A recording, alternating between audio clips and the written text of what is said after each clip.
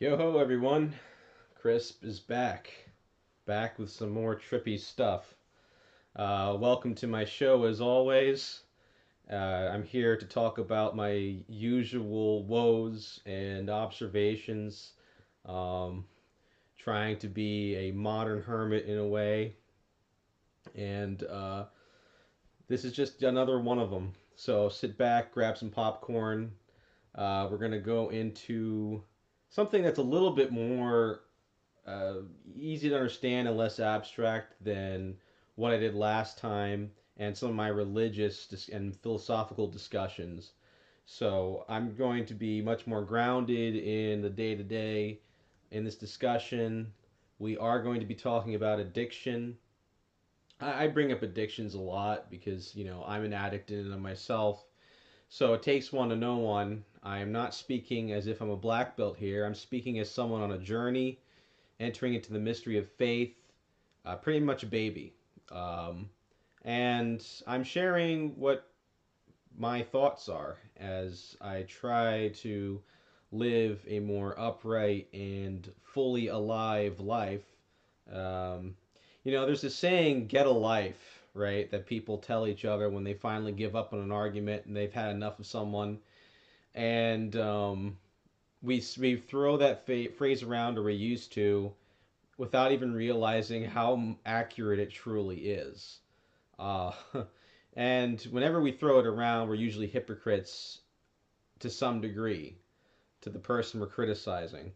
Um, when you really sit back, when you're really honest with yourself, you realize how much, how many masks we wear, how many things we rely on, how much of a consumer we are, and how much of our culture is a consumer culture, to the point where you can get addicted to even introspecting, like I am, and you pretty much realize that um, something is so messed up that we don't even understand how messed up it is about ourselves. And even when you get through one layer, there's another layer to go. Now, that really, what I just said right there, is the true Christian walk of the cross. Um, but we really put all these ribbons and frills and laces around Christianity, and we focus on some goofy, gaudy neon road sign, come here to the Christian club, and we're gonna have this never-ending party of being a Christian, and so on and so forth. And there are people that are well-meaning that do this. I don't throw everyone under the bus here, but it isn't appealing to the somber, sober reality of our current situations. It's more of an escapism, which I'll get into. And I don't think you have to be hooting and hollering, I'm a Christian and the Lord says this and that, to the point where it seems like you're just on some abstraction, it almost seems like just another cult that people that are desperate get into. The way I see it is that you have to embrace the symbology and the imminence of the gospel, of the Word of God, into the reality of human experience. Okay? Now, ever since the second and third great awakening, I think there's been some promise in that. I've seen some pretty good preachers, and I'm not even the kind of person that listens to a bunch of sermons. I've seen people that talk about what everyone struggles with, right? The emptiness and the purposelessness of modern living. I have seen that, but even then, it's not so much get yourself right with the Lord because you want to find something deeper and you want to be transformed into a more fully alive, healthier person who is connected to something greater, it's more or less attached to our obedience to civic duty. I was a mess. I was a scoundrel. I was an addict. I was really confused and messed up. And the Lord healed me. And now I can have a wonderful family.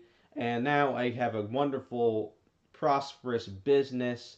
It usually kind of goes off into that tangent of now you are more functioning in society, which again, I'm not against, of course. Everyone who doesn't want to be a functioning, happy, healthy member of society.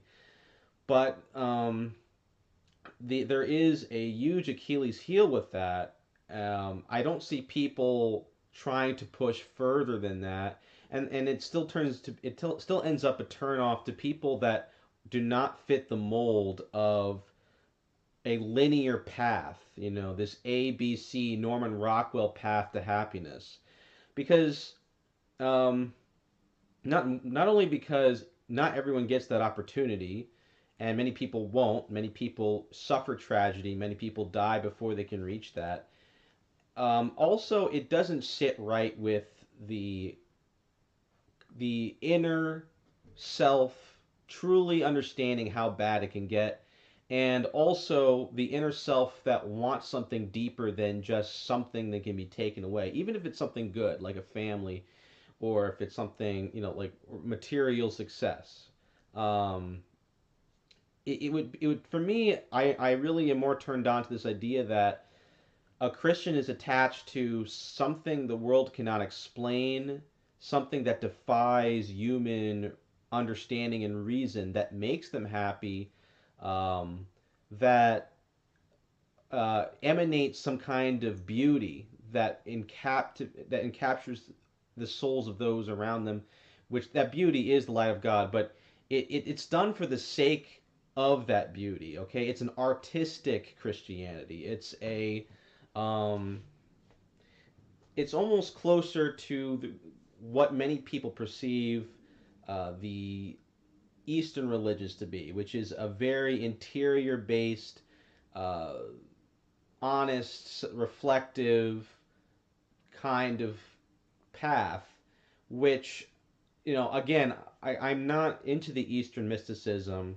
Many people themselves, when they have this cursory glance of meditation and Buddhism, which I've gone over in one podcast on the New Age, but I will have to go over more into what those actual religions entail, because I was more of speaking when it comes to the New Age is kind of like a superficial, uh,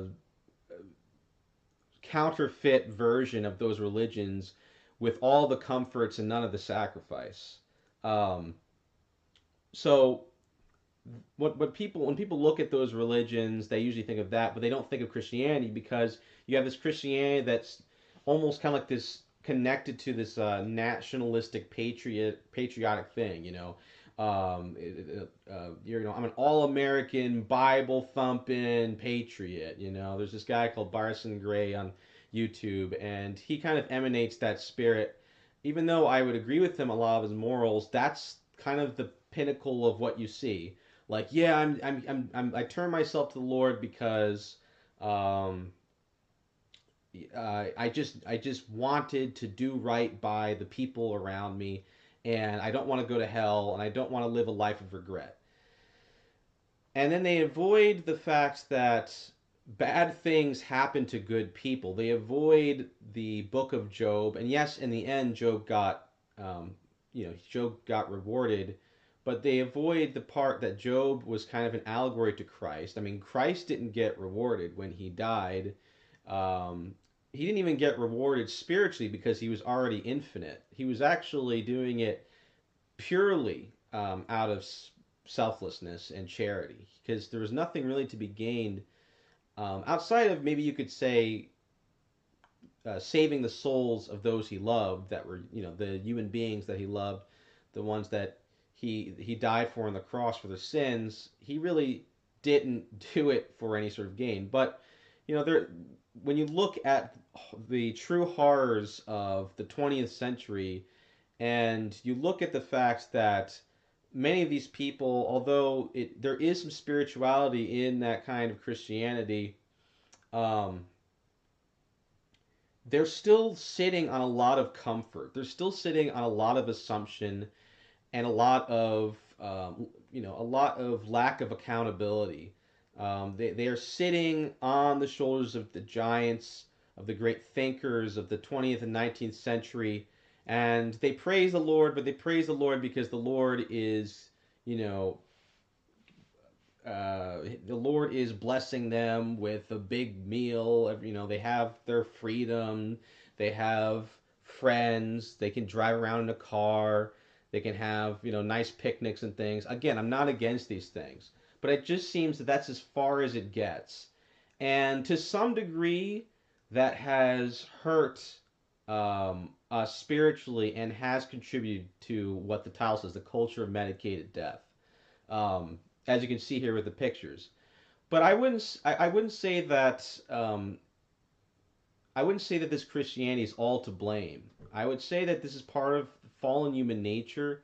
It's just human brokenness. You look through the Old Testament, the Jews go through the same cycles. The church goes through the same cycles. You have people that usually start off with a great encounter of God. Maybe they were chastised. Maybe they were blessed. Maybe there was a prophet that came around. And because of their ignorance, because of their comfort, they want to water it down because they're afraid of the light of God. They're afraid of something higher. It's spooky to them. It's extraordinary to them. It's something that they don't want to look at because it would challenge their linear path. Everyone wants to have a family and live old and die happily, peacefully with their friends and family at their bedside. And if they don't get that, this is the problem. If they don't get that, they throw a huge tantrum. And that's what we're seeing now when these things start to be taken away or they lose these things start to we take them for granted or they lose their charm. There is a huge tantrum going on in people's hearts. You can see it with the COVID lockdowns, how people are nasty because they're super scared of dying. You can also see it with people that want to constantly be going around. There's two different kinds of people. There's the people that that they're like super paranoid of dying, and then there's the people that want to do the opposite and don't want to be held down at all, and they can't stand the idea of sitting alone by themselves. Okay, so if your definition of sobriety still rests on some kind of attachment to a temporary good, then you're not really sober. So I'm not sober, you're not sober. Basically, we're all clowns. That's pretty much the theme of my show, guys. We're all clowns in the carnival. um, I am not here to Pollyanna or butter up anyone. I'm not into this um, buttering up version of spirituality. I'm not into it. I think it's for our own good that we are really honest and human about what we struggle with. So let's walk through the everyday life of a modern person. And if I'm not here to be a complete critic, okay? I'm here to eventually build a case to start to die to yourself as much as you can with hope, faith, and love that something greater will come. Um, the reason being is because there are people, believe it or not, that seem to want to is to detach themselves, but they're doing it out of anger or they're doing it out of some sense of, well, I hate what I see and I'm just going to separate myself from that. And it usually doesn't last because again, they're not being completely honest with themselves. Um, the whole willpower thing is something that is commendable, but often can be misled. So, the first thing you see to the top left is this cup of coffee here. Usually, when people wake up, it's a Monday morning, and they know they need some energy to get their work done. They have to have at least one cup of coffee, right? So they wake up with their breakfast. If you're a modern person, if you're in Africa, you're starving. I guess you'll wake up to your, I don't know what you're eating.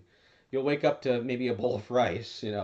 Funnily enough, a lot of people in Africa are happier than modern folk. A lot of studies show that. So, anyway, so you wake up to your cup of coffee because you need energy, and you drink that cup of coffee. Now, I like the taste of coffee, and I like it with a lot of condensed milk, and you get a bit of a buzz. You feel a little bit on your toes, and it feels like something's holding you up.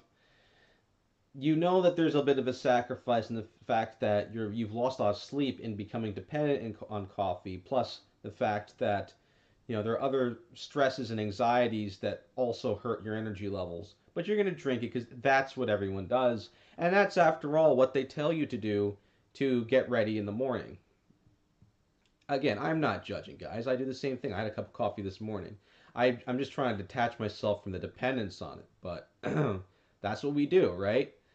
And we go to work, right? We go to work and we get, why are we working? Well, we're working because there's a few reasons. We're working to sustain our families with money, okay? We're working because we want to have a more comfortable life. We want to have some savings. We want to enjoy ourselves more. Okay. And you can see a casino here. I think the casino really captures the spirit of greed. There's a casino in Maryland. Never gone there. I've never been a gambler, right? But this could represent the stock market. This could represent competitive business, all that good stuff. And then usually we don't have an amazing day of work. We understand that unless we're the CEO or we're really, you know, really lucking out, we have a standard wage and we're just making ends meet. Um, and so we go home and we're upset. We're upset. We don't know why we're upset sometimes, but we're upset because it just seems like, another day of work. Ugh, I hate going to work, but I have to do it. And I'm doing it for a better reason. I'm doing it for the future, right? And then what happens when we go home? Well, we will start relaxing. We start we start chilling out, man. Oh, you have the kids there with the computers. They're zombied out there, and you'll turn on the TV. You'll watch other people live lives or fictional characters do cool stuff. And maybe later you'll have wine to really calm down. And that wine gives you a sense of warmth. That wine makes you feel like you are now able to settle down, which is the opposite of the coffee. The coffee's picking you up. You can gung ho into work and with more or less the same results. And for some reason, you just you'll wake up more and more grumpy, especially when you get closer to the middle of the week, right? You'll wake up grumpier, and people will do bad things, or you'll do bad things, you don't even realize it, and you're just hating what you have to deal with more and more. Come Friday, everyone has this sigh of relief. Oh, Friday. Oh, thank God.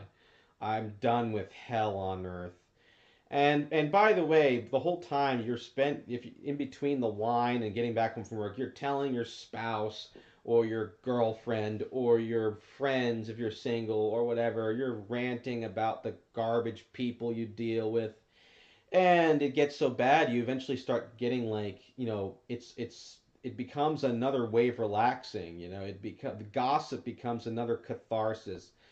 you're just getting so angry with the world and sick of it. You know, these people cut me off. These people are terrible at work, and that might be true. Okay, I'm not the person who's going to deny. You know, just put your head in the sand. It's all good. People aren't nasty. You just have to zen out and just become mindful. No, there's clearly injustice out there.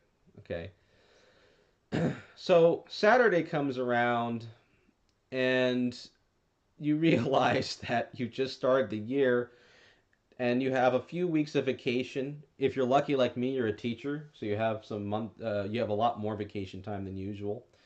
But if you're not, you vacation is kind of like this rare thing. And just the existential dawning of the fact that I'm going to be doing this for all my life. I'm going to be doing this for all my life to hopefully get somewhere. And you just have to believe. You just have to believe that in America slash country that's like America, it's all going to work out. There's not going to be anything that's going to disrupt your path to success because you're a responsible citizen. And as a responsible citizen, you must go to church because there's a Western tradition. Now, this isn't everyone that, unfortunately, because many people don't even go to church. So they don't even have anything like they're just pure Ebenezer. You know, they've given up on any sort of childlike wonder or belief in something, you know, more than just paperwork or TV. Good for them, you know. I hope they're doing great. But you go to church and church is a wonderful experience. You know, you meet people there. It's some place that isn't work. You know, it's kind of nice. It's a nice place that isn't work, and you connect with something higher, a higher meaning. Some churches are just social clubs, and you literally go there because you like the pretty building. Hashtag mainline Protestantism. Protestantism. Oh, you know who you guys are. I'm not gonna let you off the hook. And other churches are pretty fervorous. You know, you'll sing songs, or maybe if you're more into a more traditional church. You know, maybe you're part of the apostolic churches like Orthodox or Anglican or well, Anglicans. Never mind about them, but um, you're Orthodox or Catholic, and so their fervor is more focused on the mass and the Eucharist, and so there's some emotional lifting, and you actually enjoy yourself if you're somewhat interested in God and you're not going because your parents told you to or you're Irish or something. You'll experience something there.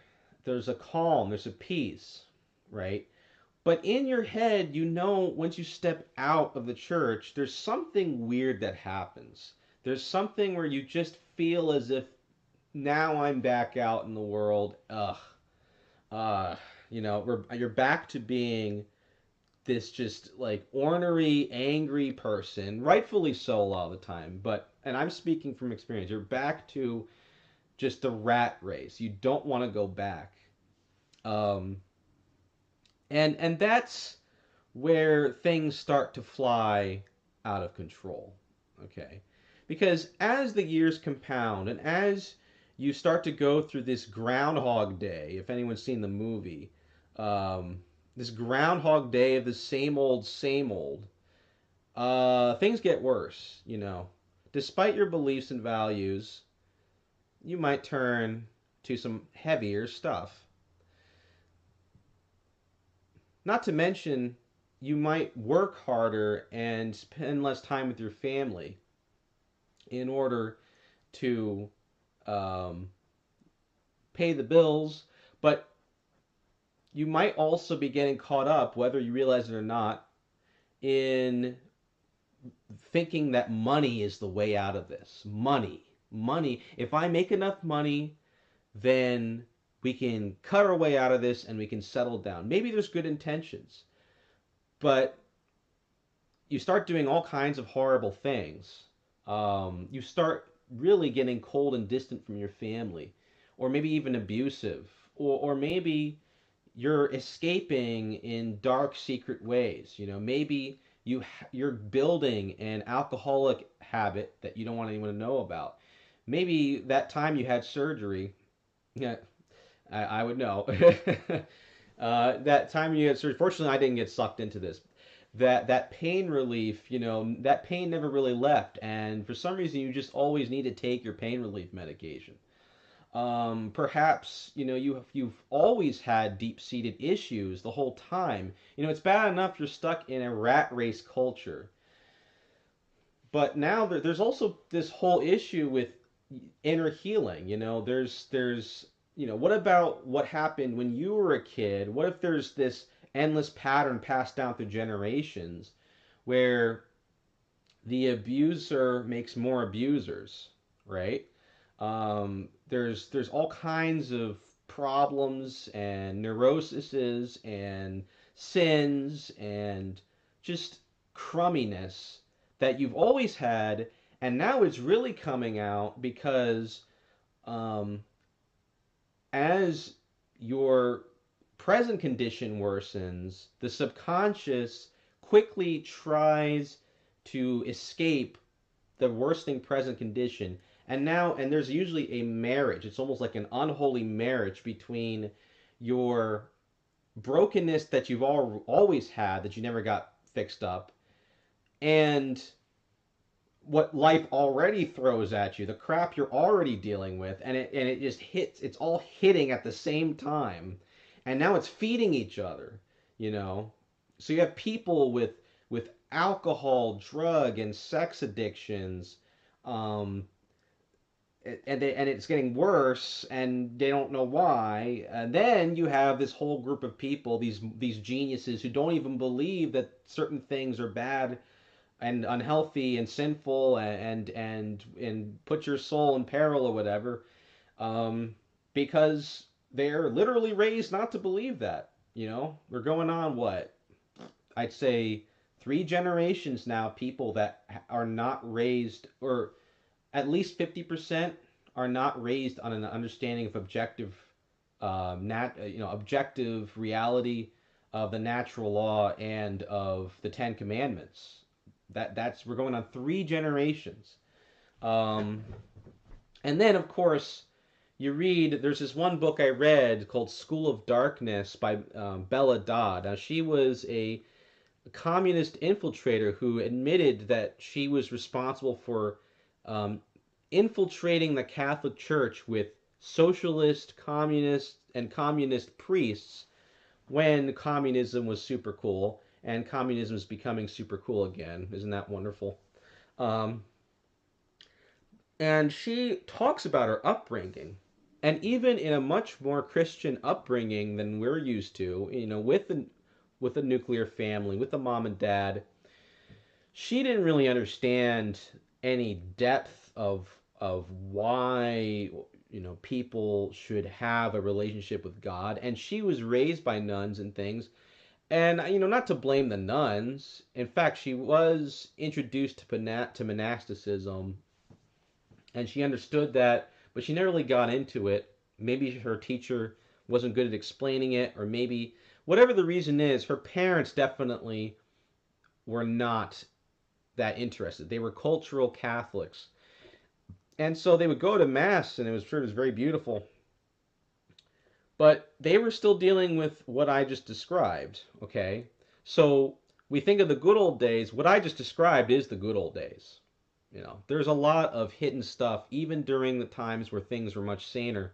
We had Our Lady of La Salette, right, and other apparitions of Mary. And Marian apparitions are what Catholics are really into in terms of the prophetic side of things. I mean, the Mother of God coming down saying something is pretty. It's pretty. It's something you should keep your ears peeled on. And she's like coming down, at Fatima and La Salette, and these are the good old days where we didn't have TV and all these distractions. And she's saying, "Get your act together. You guys are pretty screwed up. God is not happy." Of course, she doesn't say it that way. She's Mary. She would never say something in a mean tone like I would. But she's saying that. It doesn't make sense. But when you really think about it, um, you know, if you look at things in the sense of image, then of course things usually seem okay. I mean, anyone can put on an image in any circumstance, but what goes on in people's hearts is a completely different matter. And what goes on behind closed doors. Um, and then there's there's people that in both categories, the people Christendom and in this new secular Star Trek, we're so cool age, we don't even need to think of things as good or bad or good or evil anymore, or disordered or not, which is coming to a theater near you. These guys are great. Anyone that's into everything's relative clearly are very well adjusted, happy people. I mean, everyone, you guys know them. They're very well adjusted, happy people and healthy people, and they're kicking our butts, guys. I mean, I haven't met a better, happier person than someone who doesn't believe in right and wrong. There's definitely no mental illness or suicide problems with people that do those that ascribe to that kind of thinking. Um, but in both of those cases, you have this thing where people pick and choose something that's a vice and they'll use it as like their little scapegoat. They'll use it as a little, oh, it's their whipping boy. Oh, some people like to make a big stink about marijuana. Oh my gosh. All right, people my parents' age, they love to do this, which is really funny because a lot of them were hippies, but okay. And then if they weren't hippies, if they were more Gen X, then they were into then cocaine was the big thing. But anyway, but they'll make a big sting about marijuana and how these degenerate kids are all into marijuana, or they'll talk about video games, all those video games. Look those idiots, these stupid kids and their video games. Am I right? I mean, what kind of moron watches an electronic screen all day in order to escape from reality? These kids got to grow up, that kind of thing. Or they'll get involved in charity. If they're not into the judgmental, mean Christianity, they'll go out and they'll have a photo op of them feeding the poor. That's actually a new. There's actually a new. I listened to a psychologist. There's a new form of narcissism that is now being looked at for classification called a social narcissist. And this isn't a type 1 narcissist who is someone that's so messed up that they're like compulsory liars. Like they'll just be defensive over everything, like actual crazy people. And it's not a type 2 narcissist or malevolent narcissist. This is someone that is through the culture that we're in doing things to get attention via our understandings of what makes you a good person. So they're always with the little photo ops and they're always showing what they donated to this or that. Now, of course, they won't look into the charities or scams. They won't look into if it's really the biggest issue they could be getting involved in. They won't look into the roots of why people are poor. They won't even look into like this whole idea. They're usually middle class, upper class people that are trying to feel bad for the poor and give themselves a sense of self righteousness. But at the same time, they're still pushing their materialistic, money centered perspective on happiness on the poor people, right? So they're like, wow, those poor people are so poor, and we need to help them because they're so poor. They're so well, you know, they give money and they help the poor, and then they don't do anything about whether or not that person is happy because they're coming from the angle that have the amount of money you have has to do with being happy, right? So they're inherently, without even realizing it, propagating their own "you got to get rich to be happy" thing. They're just it's just the land of the blind, right? So you have all of this superficial fluff, and that's what we usually look at. That's what we usually see, and all of this is centered. See this vain looking pretty boy here. All of this is centered on me. Mwah. Oh, I'm doing great. We're all doing great together. We're cool. And even if I prescribe to some kind of morality, it's something that makes me feel really good about what I'm saying because I know that I am on the path of justice or I am on the path that everyone's told me to be on and it'll all work out and I'll die happily of old age next to my family and friends. Okay, so that is the consumer culture that leads to addiction. I'm trying to give you a real Monday through Friday look at the modern Western man that struggles with things that is completely intoxicated and doesn't even realize it. You know, he'll say he's sober from one thing. Well, at least I'm not an alcoholic. You know, there's this show which I wouldn't recommend because it's very graphic and I have to skip all of the sex scenes. And you know, I wouldn't recommend it. It's not something that Christians should be watching, but I watch it anyway. But it's a very well written morality play. It's called The Sopranos. If any, you know anyone's Italian, maybe you've seen it. It was in the early 2000s and late 90s. No, I think it started in the early 2000s. But it was definitely showing that bridge of early 2000s 90s mentality. And you know the mafia guys will are like the exaggerated version of what I'm talking about. You know, like the mafia leader, he cheats on his wife. He has all these problems. He's completely messed up. He's a total sociopath. But he looks down. He for some reason he looks down on people who gamble and people who who have opioid addiction. You know, or he'll look down on someone that you know, is some kind of pedophile or something. You know, there's like this scene where there's a coach who's something happened with one of the high school girls in the soccer. You know, he hates those people, and at the same time he's dumping bodies in the river, right? Now, of course, most people aren't murderers, and then people will watch The Sopranos and say, "Hey, I'm not Tony Soprano. I don't kill people. Hey, look, good for me, right? I'm doing just fine." But they missed the point, right? It's gotten so bad that there's another movie which is also very graphic, but it's a reenactment of the Wolf on Wall Street guy Jordan Belfort.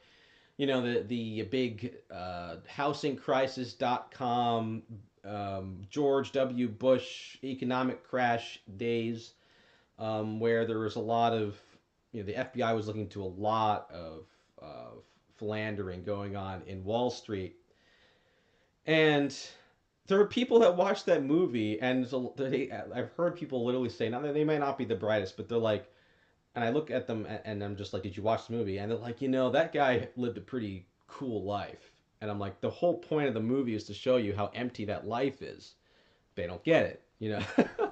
um, and that's what I'm talking about. You know, there's still so much bias with what we consider morality, what we consider addiction.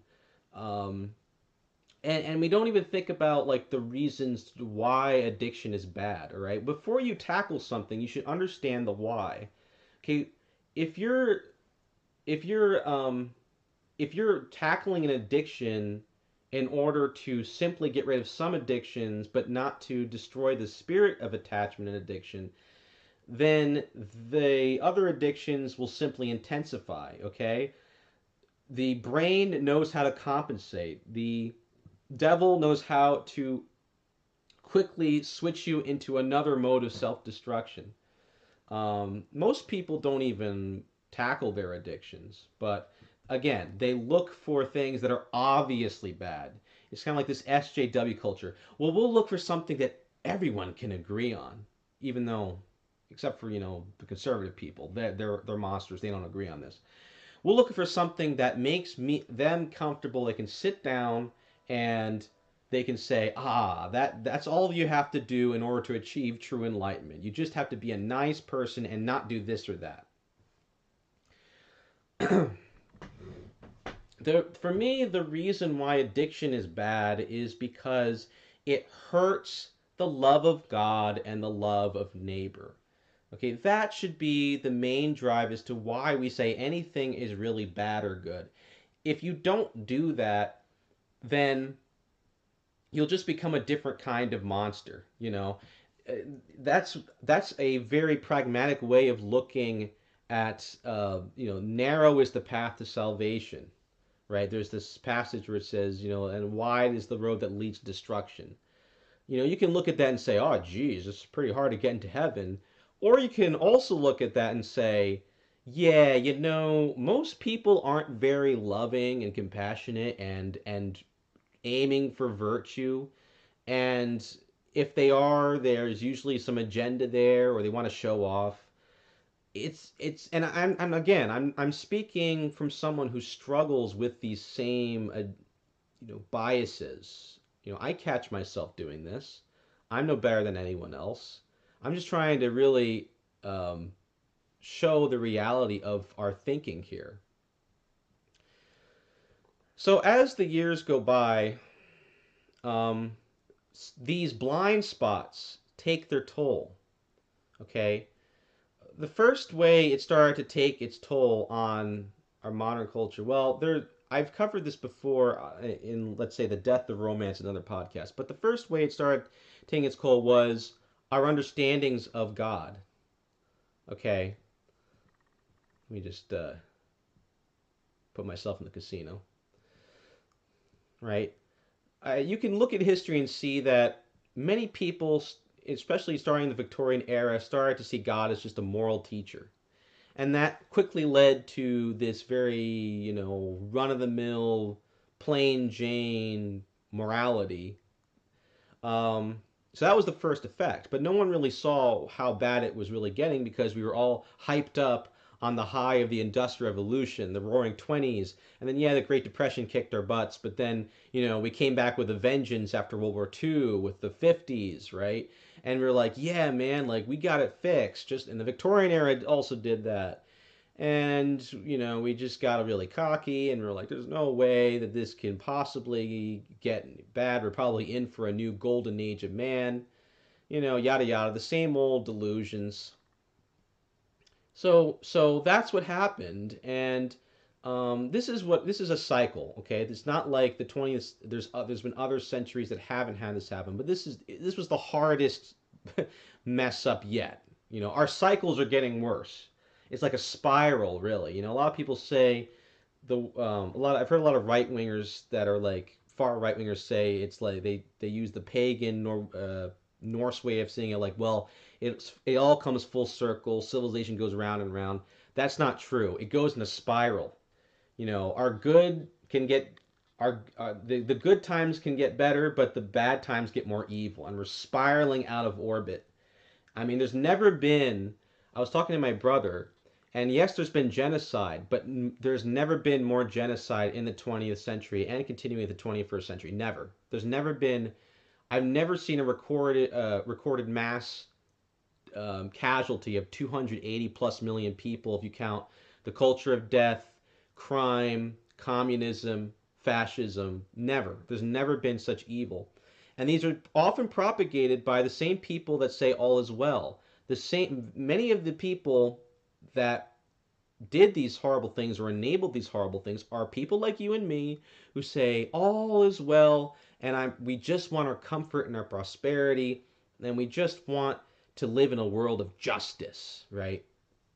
Um, this idea that the boogeyman are like these barbarian Mongolians riding around, pillaging villages, is not the only kind of monster out there. There's also the spirit of the Antichrist, where it's the normal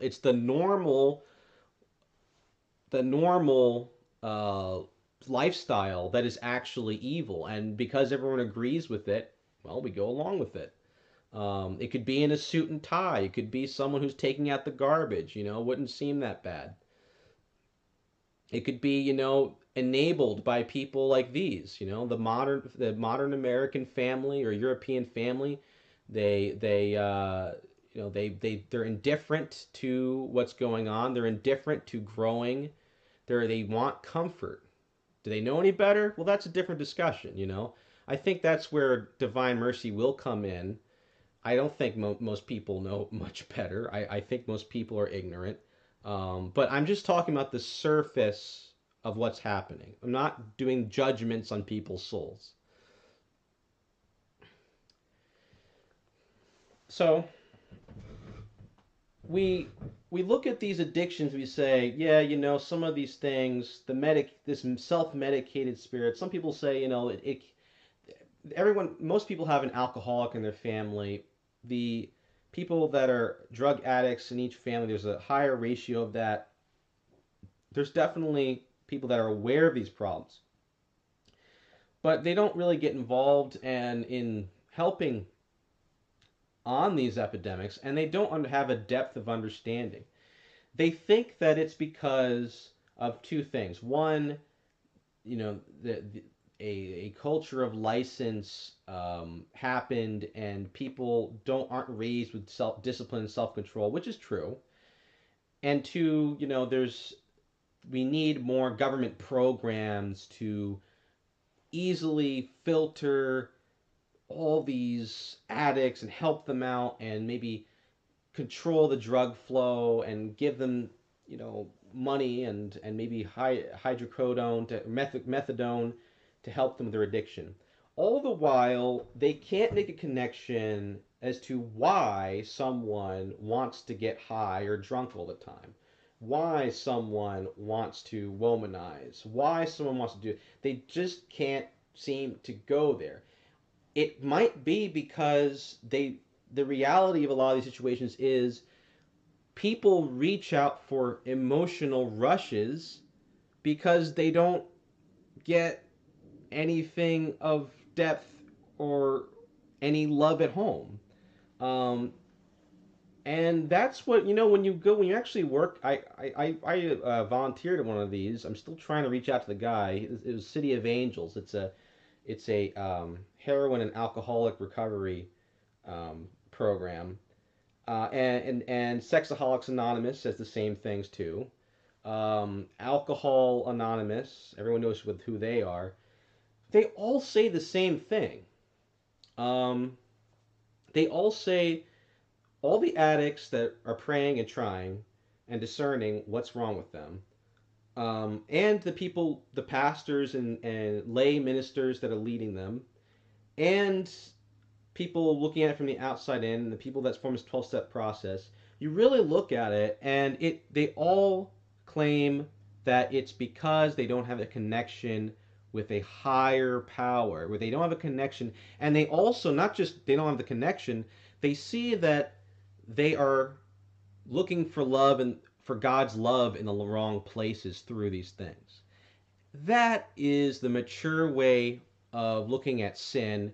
It clicks. It makes sense. It makes sense of my sins. It makes sense of your sins. It makes sense of all of these things. It makes sense of even people's attachment to their coffee, to their wine. You know, how do we know that caffeine addiction isn't pointing towards something deeper? Maybe it is. Maybe the reason why you're drinking that cup of coffee is because you've lost your passion for life, or your foundation isn't love of God and love of neighbor. And when you don't have anything deeper, you're inherently more bored and frustrated because your mind is in the future, you're not in the present, right? Maybe you need a more heroic way of looking at things. Instead of waking up and saying, oh my gosh, I need something to get me going, maybe you need prayer and a sacrificial spirit to think about the lives you will touch at work, right? Spreading the gospel, works of charity, finding Jesus in those that you are with. Not easy, not easy. You won't do it perfectly, but maybe that's why you're reaching for coffee, because you need something to kind of psych you into it. Maybe the wine, and not against wine. For some reason, I'm getting sensitive to some chemical in wine, so I usually do a mixed drink, but I don't drink that much. Like it's usually every other week, if that. But maybe the wine Now, wine is an interesting one. G.K. Chesterton loved talking about how God chose wine as like part of the sacraments and how there's a lot of symbolism behind wine. But there's people that drink because they want to awaken some mirth of heart, or they want to drop inhibitors that help them be more honest with themselves and than their family, and it feels good. It slows you down. It makes you think of things less.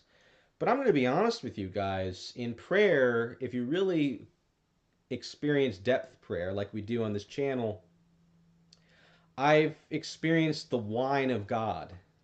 Uh, don't ask me how it works, but prayer can it can actually do way more. It can actually do. It's actually much deeper and more. It fills the soul much more than a glass of wine can. Although I do think a moderate glass of wine actually can be almost like a spiritual encounter if you're in a good disposition. Like if you're drinking wine and you want to have fun with your family and friends, and you're coming from a selfless angle, that can actually be kind of a holy thing. I know it's kind of a far out there theory. I'm not, but I actually think it's possible. That's just my kooky theory. It's not like the church has really said anything about it. But I do think that if you're coming from that angle, that can be a spiritual thing. But my point is that again, God's grace can fill that area, right? I even shared in my trailer my experience with oxycodone, and I only took it to go to sleep because my nerves are kind of crazy. Hi, Gail. Welcome to the show. And I lifted up, one because I was scared of how strong this stuff was, and two, part of one of my commitments was to avoid it as much as possible and instead pray through the pain. And God really came through. The oxycodone was definitely rivaled by the grace. There were periods where I was sober. The drug wasn't, its effects weren't in my system. I wasn't high at the time. And the grace of God, when I was in real pain, but I was focusing on the Sacred Heart of Jesus in contemplative prayer, easily matched the feeling of oxycodone. It just didn't take away the pain, it transformed it. And now I'm not against pain relief. Okay, again, I'm not trying to advocate for anything weird here. What I am saying is that, again, I can see that people reach for opioids and sex. Why am I mentioning sex? Because there's a commonality there. Perhaps because they don't have any way of experiencing intimacy outside of the material realm. They think intimacy is a carnal only experience. Okay. Now, why did I just say the S word here? Because science is even showing that there's something to what I'm saying, because the neurochemical that is released in recreational drugs, in eating insects, in lots of things is the same. It's the dopamine chemical and oxytocin, uh, and a few other things, but usually it's the dopamine chemical and oxytocin, which is released in all of these activities to different degrees, and that gives you the pleasurable feelings of these activities. So science even shows that it's a universal, what we consider like intimacy and the emotional feelings of love. There is a reality, neurological reality, that points to it being connected to all one thing, and it's actually kind of an illusion in our brain. I'm not saying that love is an illusion. I'm just saying that the emotional part of it, or at least the pleasurable part of it, to some degree, is an effect of receptors binding in the brain. It's not really so much the activity. Um, so again, like, what if all of this stuff is something, or this is all part of the same root issue? What if we have to flip the whole perspective here? Instead of dancing around, trying out this and that to make ourselves happier. But in order to do that, you have to embrace the living God. You have to embrace the infinite. You have to say, and if you're a skeptic to religion, I empathize.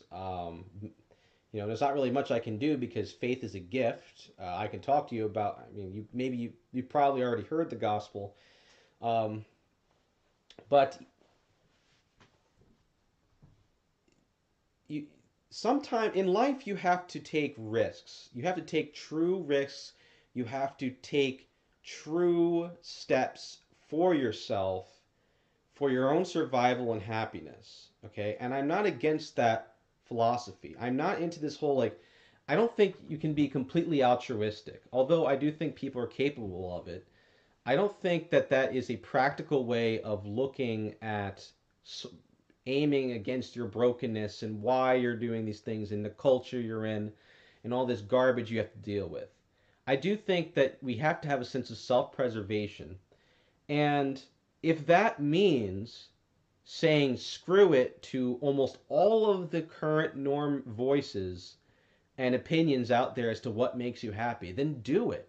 You know, you may feel you may have a better rush than all of these things put together in finding your sense of self agency, finding your sense of no, I am not your little cog in the machine. I'm not going to be the zombie here. I am going to start thinking outside of the box. I'm going to start challenging myself and the world. Um, Now, of course, that's the beginning, right? But this is, we have to challenge, I think we have to challenge, or if we're not challenging, at least finding older, more sane wisdom to the issues of, of brokenness and addiction, more compassionate and um, mystical understandings of why people tick the way they tick. Instead of this pseudo babble we get on the self love psychology, which I may have to do a whole podcast on. So, in. Oh, dang. Messing up here, guys.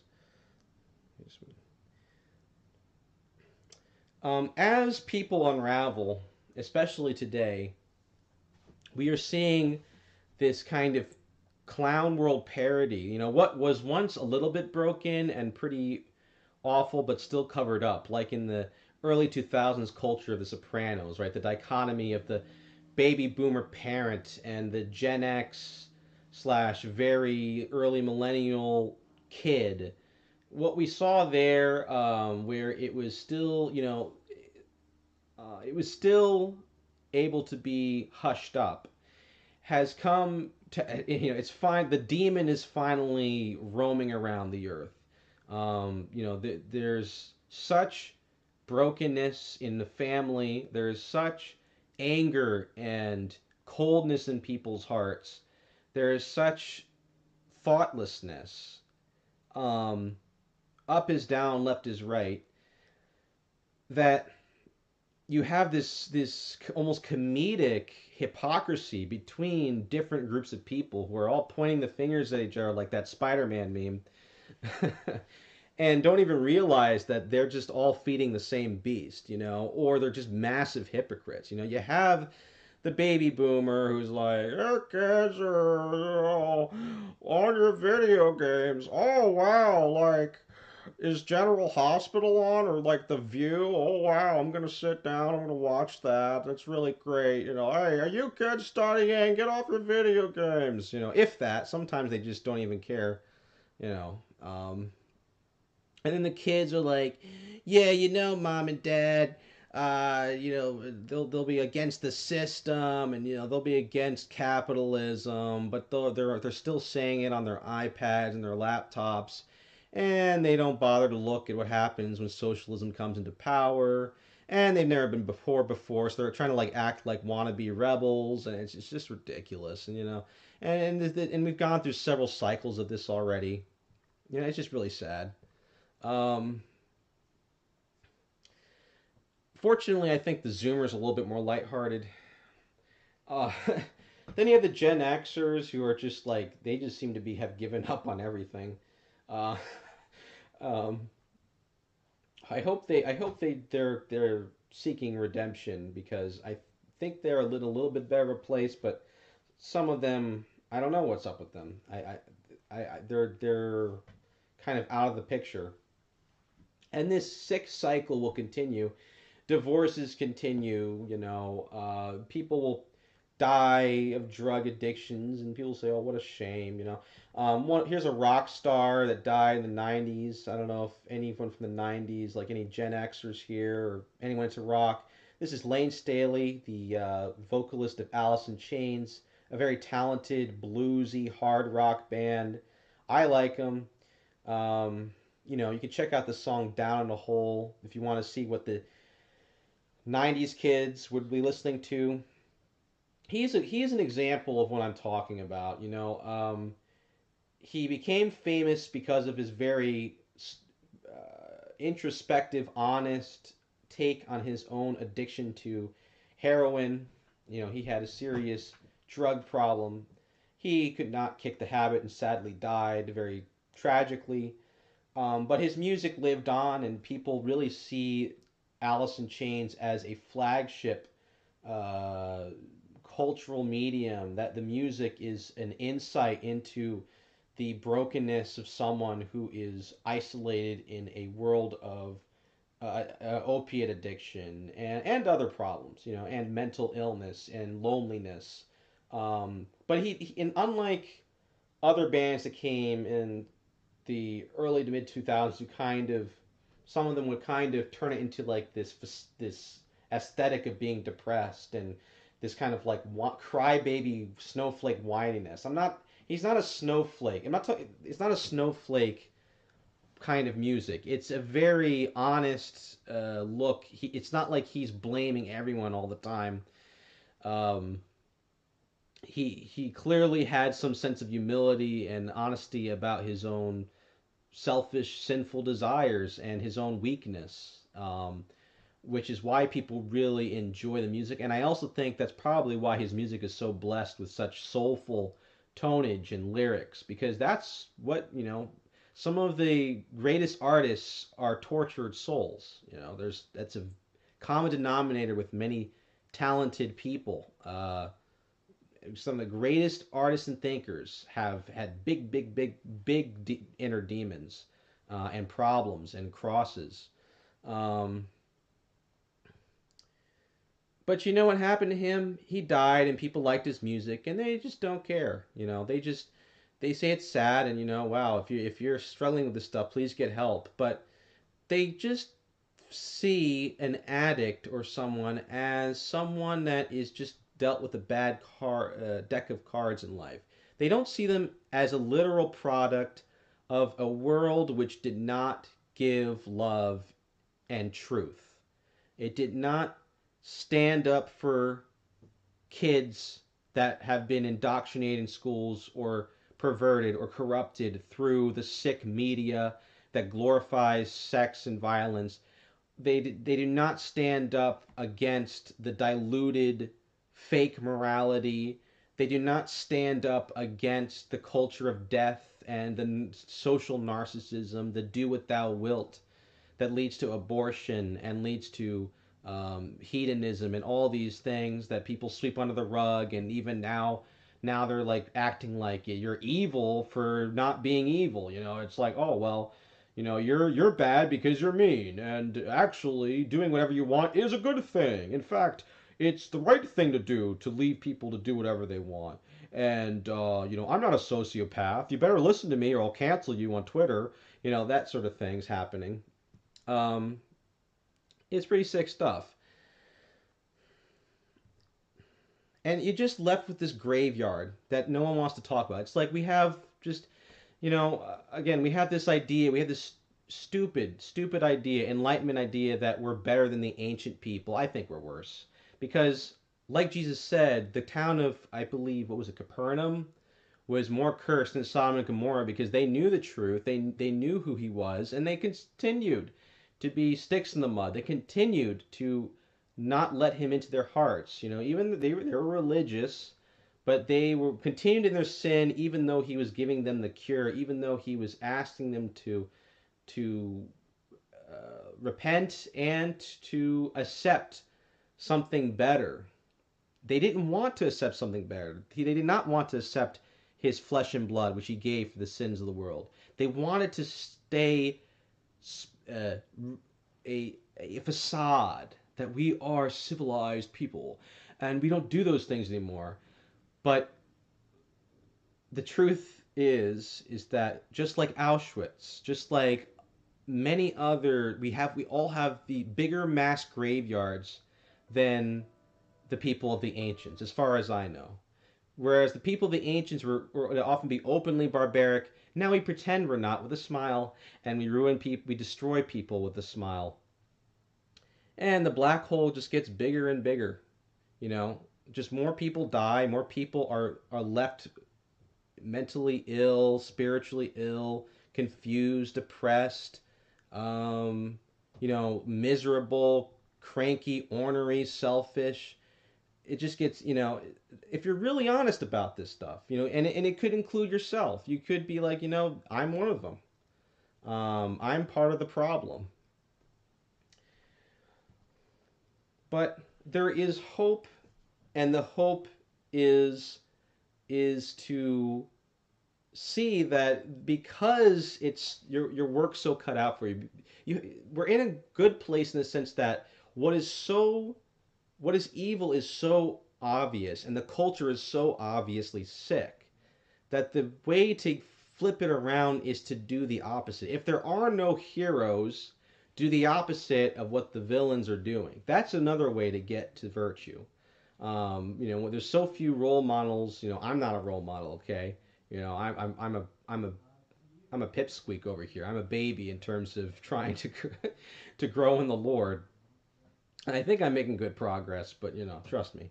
Um, but so you have all of this junk. Do the opposite. Be like, you know what? I'm going to be kind of a rebel. These are the guys from Good Charlotte, another band, more of an early 2000s band. They're Christian. Not that I agree with their political points, but I think they were like part of that last dying breed of rebellious music that the parents hated, but were actually like objectively criticizing American materialism and the brokenness of family situations. When I looked at their lyrics, I used to like roll their eyes at all their eyeliner and their goth getup.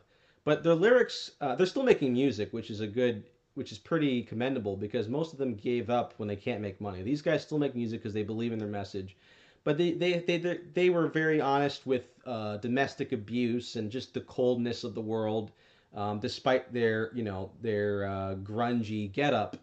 And then that's the brothers who were kind of center of the band, and they look kind of moody there. But maybe that moodiness is a good thing. Maybe we have to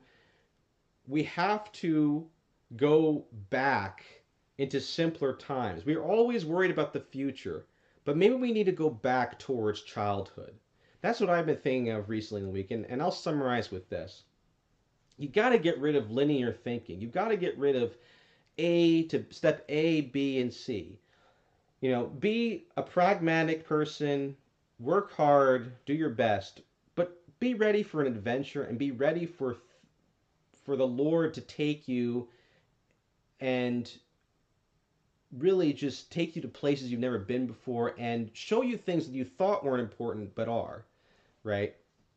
Like reflecting on my brokenness, while I was praying a rosary, I was brought back to the days of childhood and what made us really happy.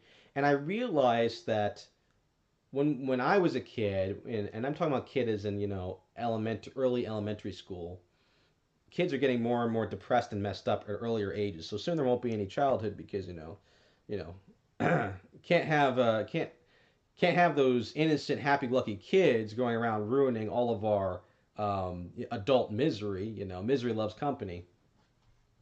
But I felt way better as a kid with almost nothing, but maybe like a cowboy hat and running around and playing with my friends, than with all of the addictions and sins and garbage of adult life.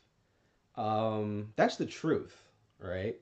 I just felt like $1 million with like just going around playing make believe in the yard and wandering around nature and things like that. Um, and maybe to get there, we need to look at we need to go backwards, okay? So we go backwards into our angst, into the things we've covered up in the teenage and adolescent years, which is I think where I'm headed. Oh boy, I've been really I'm not looking forward to that, but you need to go back there because as much as the parents will often mock the kids, even though kids can be wrong in their own way, they can often be a good counter to the blindness of adults. They can see where the adults are failing in the matters of the heart and the soul, which is what is more important. And they can see how messed up the parents are in that sense, and the parents don't even see it. The parents think they're doing great and they're angry and yelling all the time. They're, um, and the parents are meant to check the kids on their kind of silly, goofy lack of groundedness, right? They're supposed to raise the kids to be responsible adults. Why does there have to be this tension? Why can't there be a mature learning from each other? Yes, parents should still be parents and discipline their kids. There's a lot of parents that don't do anything. But why does there have to be this awful civil war in households? I don't understand it. And now it's gotten so bad that both the parents and the teenagers have become so narcissistic that it's very besides a miracle and Mother Mary coming out of nowhere and God blasting us or something. I don't know what. Besides that, I really can't see how it's going to get any better. Besides some kind of chastisement or some economic breakdown where we have to slow down and appreciate the little things. Um, why can't we do that? And individually, maybe that angsty kid who's angsty and like doesn't want to go to school is kind of seeing uh, the death trap um, circle of greed that you're selling them. Maybe instinctually they think to themselves, now wait a minute, money is boring and possessions are empty. I don't want to do that. I just want to be with my friends. And we can say, well, you need money to, succeed in life. Well, that's true, but why dismiss what they are rebelling against so much? Because the same people that throw away their childlike wonder are way more messed up than kids. So maybe I always believe that there's some big plot twists in life where what you thought was one thing really isn't. So maybe that rebellious teenager should have been dialogued with and asked, "Why do you like this music? Well, what do you think of that? Oh, wow. Well, okay, you like this and that. Why is that?" And maybe there's a connection there with they wanting something more spiritual and deep. Maybe they just wanted attention from their parents. Maybe I don't know. There's a million reasons to why kids get rebellious, but that's where all of this stemmed from. Um, and the kids really often don't hate their parents that much or are confused in their own way because many of these rebellious kids became just like their parents but worse. Sadly, I wish they had stayed a little bit grungier. Some of them do, but then they become communists. But that's a whole nother discussion. um, and then from the angst level, when you finally get out of your system and you go through something called the red pill rage, you'll get angry at the culture, which is a good thing, a righteous anger. I don't mean just ornery anger, like, why do I gotta get up in the morning? I mean like seeing it for what it is and being like, this whole thing is a giant used car sale. Whichever car I get into, I'm going to crash and die. If I get into the car of greed and corporate, life and just living for money, I'm going to die. I'm going to be miserable. If I get into drugs, I'm going to die. I'm going to be miserable. If I get into sex, my marriage is going to fall apart. I'm not going to have good relationships. I'm going to be miserable. I'm going to lose my soul. All of these things are taking me away from myself. This is I'm no longer a human. I'm an animal, right? Now I am just an animal, just like how animals can respond to stimulation right? We're just donkeys following the carrot. There's no actual inner passion because it's all based off what do I want? What do I want? There's no real inner self here. Um, Once you go through all that, then the Lord can take you deeper through prayer, which is what we do here again, into the early childhood years, the return to innocence, where you start to rebel through love of God and neighbor. What makes you get up in the morning is how can I truly serve the Lord and touch people, touch those around me in whatever situation I'm in, and love, whatever I do is based on love and experiencing the depth of love of God. And then that's it. And that's where you start having your peaceful days. That's where things don't start to phase you anymore. That's where you start to age gracefully. There's a saying that when people get older, they often become more childlike, at least if they're living kind of a selfless life. When people get older, you start to see their true colors. And I kind of noticed that with many seniors that are good people.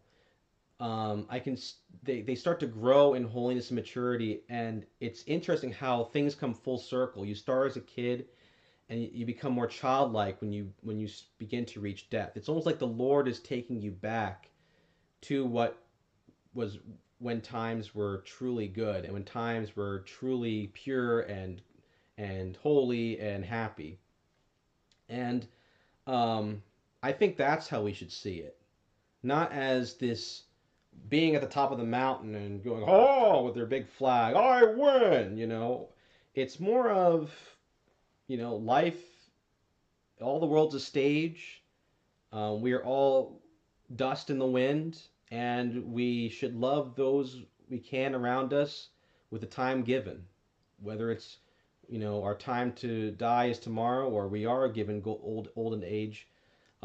We should live life with joy, gratitude, honesty, and love. So that's my little talk show there. I went a bit over time, but thanks for coming out, those that did, and hope to see you on the next show. And God bless.